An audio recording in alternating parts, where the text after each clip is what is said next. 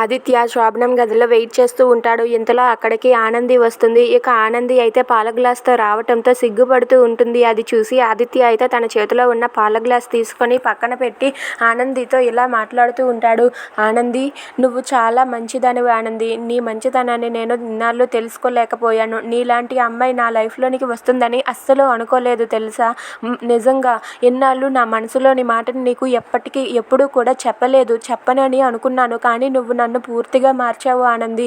నిజమే అని చెప్పి అంటూ ఉంటాడు. అది వినగానే ఆనంది చాలా సంతోషిస్తుంది. ఇక ఆదిత్య ఎలా అంటూ ఉంటాడు, నువ్వు చేసింది మామూలు త్యాగం కాదు. అందరినీ వదులుకొని వచ్చావు. అలాగే నేను కూడా నా లైఫ్ మీద ఆశలన్నీ వదిలేసుకున్నాను.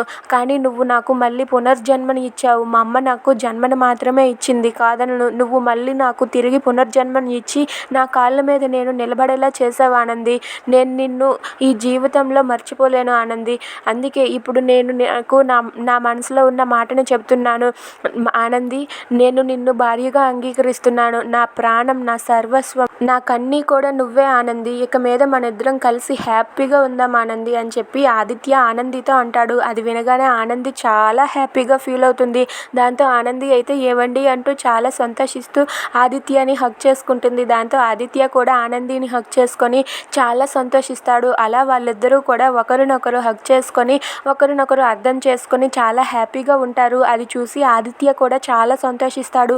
ఆనంది, నువ్వు నా లైఫ్లోకి వచ్చినందుకు నేను చాలా సంతోషిస్తున్నాను ఆనంది అని చెప్పి అంటూ ఉంటాడు. దాంతో ఆనంది కూడా అవునండి, నేను కూడా అలానే అనుకుంటున్నాను. మీలాంటి వ్యక్తి నా లైఫ్లోనికి వచ్చారంటే నేను కూడా చాలా సంతోషిస్తున్నానండి అని చెప్పి ఆదిత్యని హగ్ చేసుకొని తను కూడా చాలా సంతోషిస్తుంది. అలా వాళ్ళిద్దరూ కూడా ఒకరినొకరు అర్థం చేసుకొని చాలా హ్యాపీగా ఉంటారు. If you like this video, please like, share and subscribe friends. Thanks for watching.